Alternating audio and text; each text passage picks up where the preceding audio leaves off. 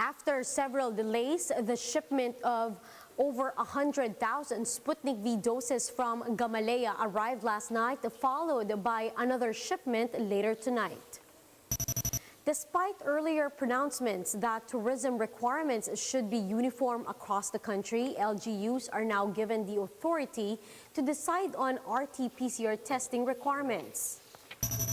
The Health Department reminds parents that kids age 5 and above still need to wear face masks now that they're allowed in outdoor open spaces. PDP LABAN's Sec Gen Melvin Batibag is unfazed amid the resolution expelling him and 2 others from the National Political Party. He says Pacquiao's attempts to expel them was invalid anyway. 60 million views and counting. It seems Permission to Dance, BTS's latest single, is getting ready to break some records.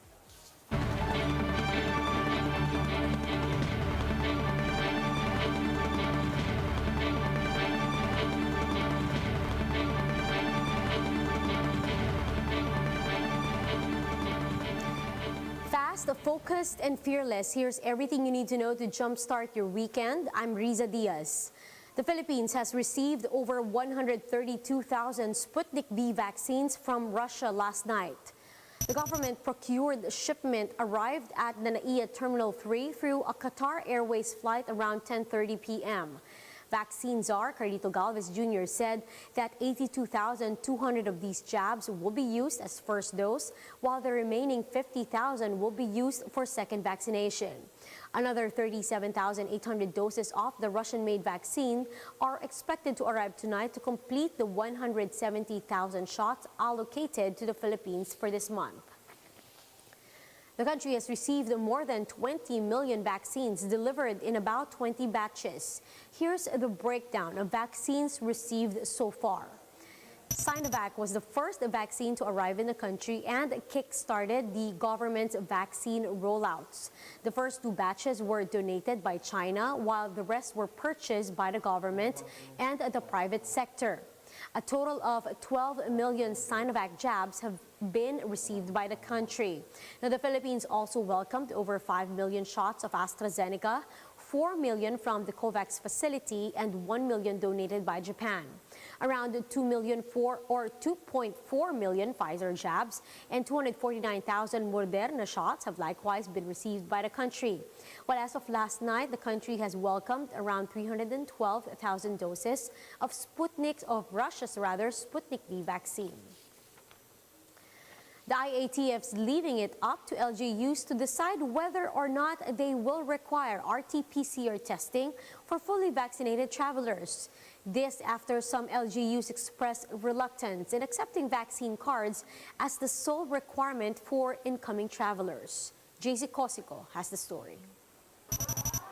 Vaccination data right at your fingertips. This is the goal of the government's Vaccination Verification system. It will collate information on the country's vaccinees and make mobility more seamless. The Health Department expects the system to help weed out counterfeit vaccination cards being used.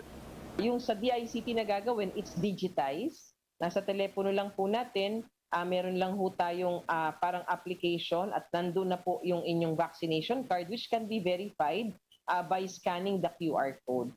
But while such technology is not yet available, LGUs are instructed to submit a list of vaccinated individuals per day. The DOH also urges the use of security features in the vaccination cards being issued, such as in Makati. The city's vaccination card features a QR code and is printed on a special paper that shows the city seal if lit with ultraviolet light. Yung sa Makati, that's a good practice, no? So we really need to use technology so that it's going to be tamper-proof, hindi po na na-fake, ma-verify agad.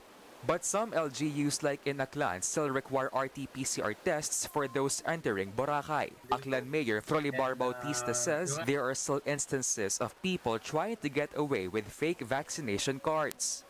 Nakatakutan namin dito, ma'am, baka makalusot na mayroong mga tourist or sino man makapasok ng Boracay na hindi naman ako nga say tampered yung city card nila, yung delikado yun. So yun lang, naniguro lang kami, ma'am, na dapat today dapat PCR test muna na positive bago sila pumasok ng Boracay. Mayor Bautista says this is an added layer of protection against the spread of COVID-19, especially since Boracay's tourism has yet to fully recover. Before the pandemic, 6,000 tourists visit Boracay daily. Now, this has been reduced to at least 1,000. The IATF leaves it up to LGUs if they will require a negative RT-PCR test result before allowing entry. For News 5, JC Cosico, we are One News. Baguio expects an influx of tourists as the local government eased some restrictions for children aged 5 years old and older. Laila Panghalinan with the details. Under the new IATF rules, children in areas under GCQ and MGCQ will be allowed in parks, playgrounds, beaches, biking and hiking trails, outdoor tourist sites, outdoor non-contact sport courts, and alfresco dining venues. But since October last year, the City of Pines has eased restrictions on children since the city is a popular family destination. For kids, it's not mandatory, and we had the clearance from our health sector and health officers here. But yung mobility nila mas restricted ng konti, no? We impose restrictions sa mga crowded areas like markets, groceries, indoor activities. Kids here are allowed to bike and ride giant swans at Burnham Park or take pony rides at Wright Park. Those accompanied by fully vaccinated adults from MGCQ and GCQ areas don't even have to present RT-PCR or antigen test results. Tourists entering the City of Pines are even allowed entry just by presenting their vaccination cards. The Baguio Tourism Office believes this would encourage more Filipinos to get vaccinated. Before heading to Baguio, travelers must register online via the Visita Baguio website for a QR-coded tourist pass. The LGU is limiting allowed tourists to only 3,000 per day. All of them have to undergo triage upon arrival in Baguio. That is where what they have entered online, the health declaration, the documents will be validated. That sabi nga nila, some documents might be falsified, baka there will be proliferation of fake documents. So that is our actually second line of defense. Once approved, a triage pass will be handed out to allow tourists to check in. Despite these requirements, tourists are glad that travel has become more convenient, especially for kids.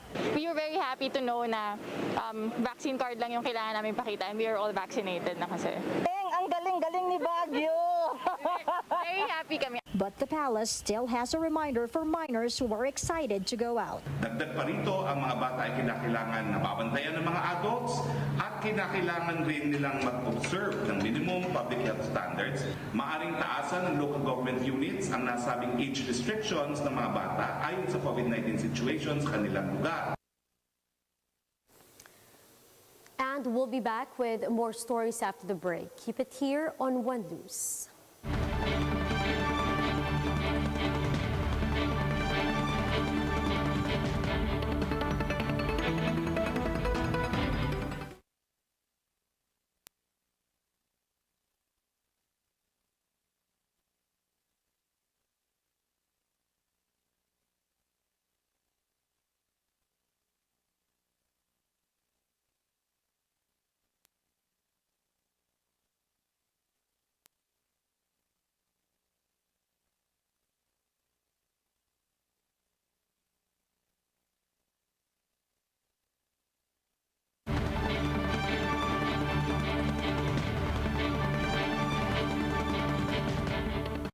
You're still watching One News Now. I'm Riza Diaz. The Health Department says safeguards should still be in place for children when going outdoors. Speaking with a big story, Health Undersecretary Maria Rosario Vergeres said that easing requirements for children doesn't mean families can totally let their guards down. The safeguard should be there. First, that the children would be supervised by their caregivers or their parents. Then second, the wearing of mask. That's why the age cut-off was at 5 years old and above, because according to WHO, this would be the most appropriate age that could really wear the mask. Meanwhile, OCTA research member Guido David said it is understandable that the IATF has allowed this age group to go out. David explained that kids have been locked inside their homes for over a year now, which has affected their mental state. And I think being in outdoor places is not of significant risk at this time. Now, that may change, of course, if the Delta variant is known to be in community transmission in the country. But right now, we don't have that information yet. So I think this might be the time for them to be able to, at least experience some outdoor, have some outdoor experiences. PDP-Laban Secretary General Melvin Batibag says party leader Senator Manny Pacquiao's move to expel 3 members from the party was invalid.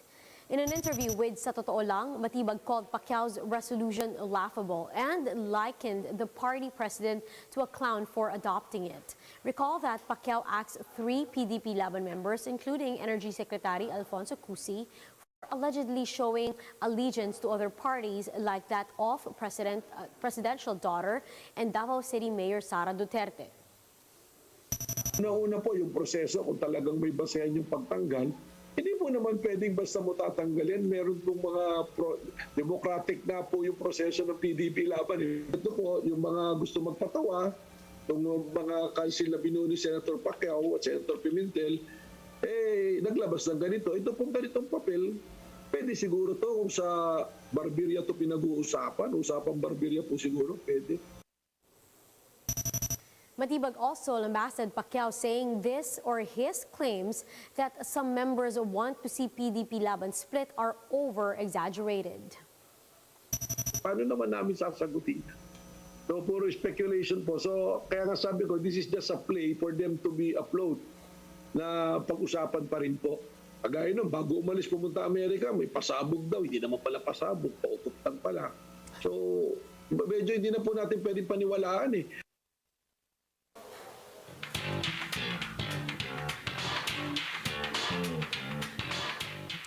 Global pop sensation BTS has released another hit single, Permission to Dance. The group's new feel-good song has so far garnered 60 million views and counting. MJ Marfori with the details.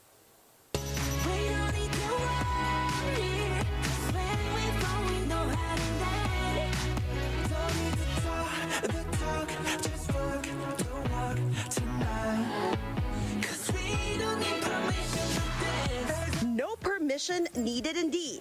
Global sensation BTS has released a new single, Permission to Dance. This is their third full-length English language single after their record-breaking hits Butter and Dynamite. The music video visualizes life after the COVID-19 pandemic, with a cowboy-dressed BTS member signaling the end to the health crisis with purple balloons.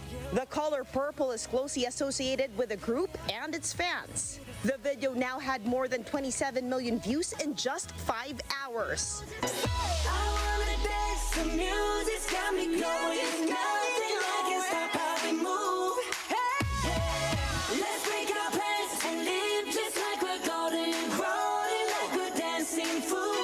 Grammy Award-winning singer-songwriter Ed Sheeran helped pen Permission to Dance. For News 5, MJ Marfori, we are One News. And that is how today is shaping up to be. Join us again later at 10 in the morning as we continue to monitor the day's biggest stories. You can also catch One News on Signal Play app. Register for a free account now at www.signalplay.com and stream One News live anytime, anywhere. I'm Riza Diaz. We are One News.